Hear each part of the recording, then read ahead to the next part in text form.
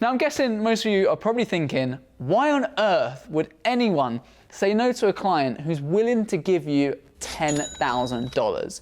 Or you might be wondering, how do you even get a project for that much in the first place? This wasn't an easy decision, by the way. I mean, 10 grand is a lot of money, and that will go towards helping us buy new cameras or even expanding out our team. So let me break this down for you and tell you the reasons why we decided to say no so that you don't make the same mistakes. Now, about 3 months ago, I sent a DM to a business saying, hey, I love your page, but it could definitely do with some video content. Would you be interested in having a chat?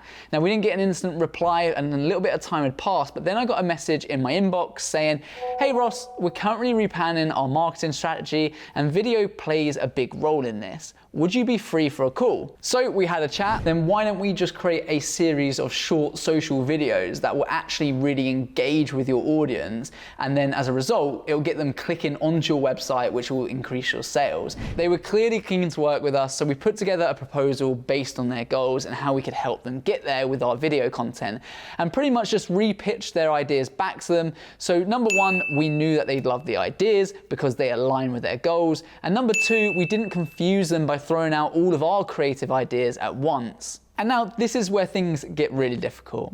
In that same time that it took from them doing the meeting to shouting action, we got really busy. And I mean literally 10 shoots in 1 week, followed by at least like another 15 or 20 after that. But Ross, there's only 5 days in 1 week. How is this possible? Yeah, I know, but we've got a big team, so we split them up so we can do multiple shoots on a single day. Anyway, I had two options. The first was saying yes, fully well knowing that the 10 grand would be better in my bank than in someone else's. Or the second was to say no, having just wasted everyone's time. But there was a third option. You see, by saying yes, it would mean that I was embarking on a project that I knew was doomed from the start. We were already stretched, so if I had taken this on, we were far more likely to mess it up or just not produce the best quality of work because it would have been rushed. And when you do a project, you're putting your name and your reputation out there. And when you damage your reputation, that client is never going to come back to you. And what's worse is it could spread like wildfire to other people in that industry.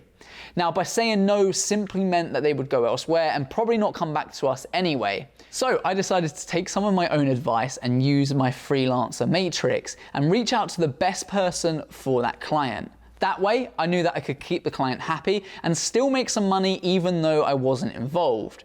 Ultimately, it meant that because I had set up the sale, I could pass on a pre-qualified, ready-to-pay client over to a freelancer who would be able to deliver far more value than we could at that particular time. Now, let me ask you a question. If I said to you that I've got a client willing to pay 10 grand right now for a video project, would you be annoyed if I took a little cut off the top for my troubles? Of course you wouldn't. So I've managed to make a little bit, the freelancers managed to make a lot, and the client can hit their goals too, so they stay happy and will come back to us for more work in the future. Now, there is no doubt that I question myself over this a lot. Did I really need a freelancer? Could I have done it? Am I just stupid for doing this? But it's important to know that when you're growing a business, it's not just money that's important, but it's also your reputation. And that will take you much, much further than you think. And also, it can damage you much, much more than you think too. Now, a freelancer matrix is something that I learned from Chris Do over at The Future that's enabled us to carry on making money and keeping our clients happy when we haven't been able to facilitate their exact needs. And put very simply, it is just a chart of freelancers that we're in collaboration with, and it's scaled from their ability to how much they actually cost.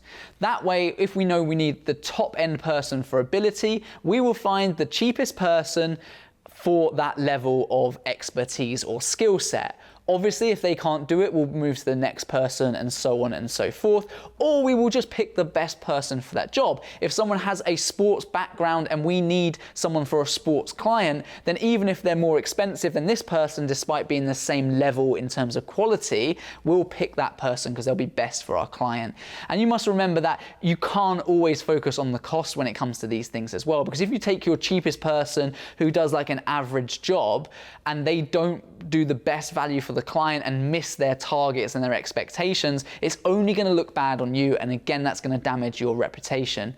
And a freelancer matrix is really, really simple to set up. It's something I teach hundreds of students through the Perspective Academy, and you can just reach out to freelancers in your network, put out a Facebook post saying, hey, are there any freelance videographers or photographers that would want to collaborate on projects? And then just make note of how much their day rates are, get them to send you some examples of their work, and you can then just grade them accordingly. So when you're in a position like us, when you've got a client willing to spend a lot of money and you don't want to turn them away, you can then have the freelancer work as part of your in-house team or as part of your kind of further extended network. We always choose to be completely open with our clients and tell them when we can't physically do it with a member of our in-house team, but we know that they're in safe hands by using our extended network. That's as far as it goes. They're always happy. The freelancers are contracted to us to not go and take our clients or things like that.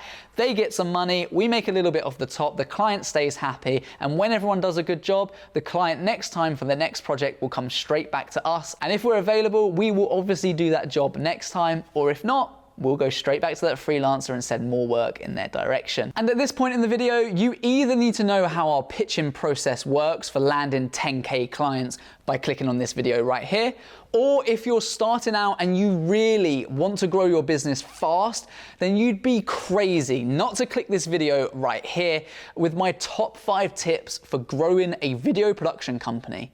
Remember, if you're not moving forward in business, you're moving backwards. So click one of these right now and I'll see you there.